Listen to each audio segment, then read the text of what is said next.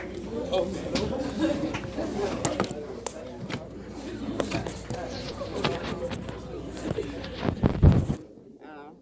is bro. I got enough time. I just. Good morning. Good morning. You guys are beautiful, amazing. It's nice to be in Atlanta, from California, sunny California. I believe in entrepreneurship. I was an undergraduate student at UCLA. Got into UCLA while I was a homeless teen. Lived in and out of shelters, didn't have a good relationship with my mother. And I didn't feel like I was getting the necessary, tools that I needed from the leadership in order to expand, as a student. So I ended up getting into network marketing, entrepreneurship, and made 6 figures in 2 years, just following the leadership, and ended up coming all the way to Atlanta to follow my dreams as an entrepreneur, writer, and a speaker. I began chasing Les Brown all over the city, Lisa Nichols. I literally slept in the back of my car and read 40 books on leadership and personal development because I started to read a lot of different books on Dr. King and what he wanted to do with our Black children on economics. You guys, this is interesting. And so I had the fortunate opportunity to meet James Brown online.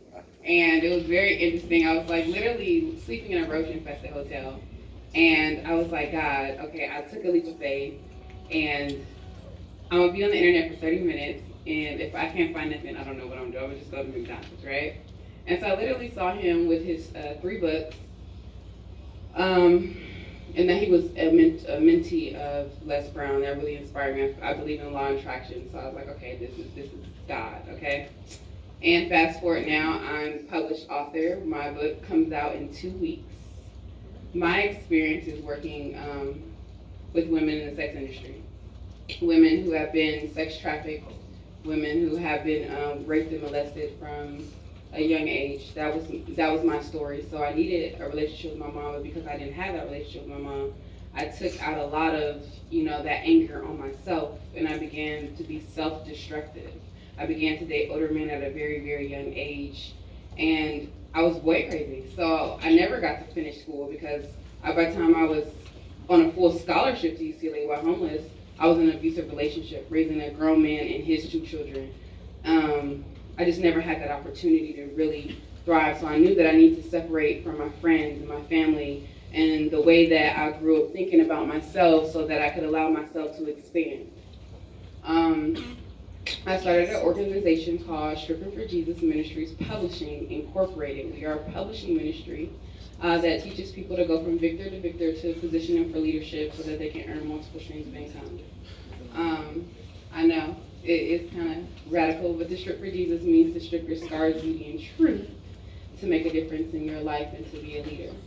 I live by the quote, 35th President John F. Kennedy says, "Ask not what your country can do for you, but what you can do for your country." So no matter what we've been through, we must come to the table and ask, what can we do for our country? How can we show up in the classroom? How can we become leaders in our everyday lives? What are our goals? Be around goal setters. Be around people who are connected to your promise and not your misery. So I want everyone to stand up and repeat after me.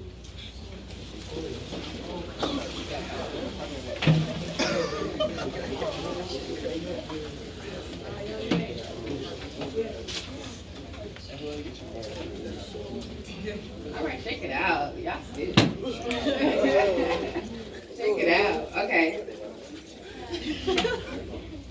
I will hear the voice of the Holy Spirit within. I will lead and not follow. I will create and not destroy. I am the head and not the tail.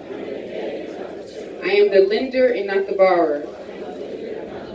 I was chosen by God. I am protected by God. I set new standards. I defy the odds. No weapon formed against me shall prosper. Everything I touch turns to gold. I will never be broke another day in my life. and I am living in the fullness of God and all that He has created for me and my family. Thank you, guys. Sit down. Any questions?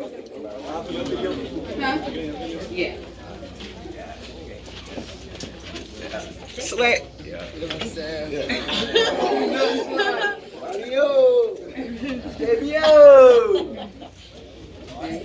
Anybody got any questions? Go right ahead. Did you get arrested after you got shot? That what? Did you get arrested after you got shot? No, they said I suffered enough. So where you at so we can go get him? That was my mentality.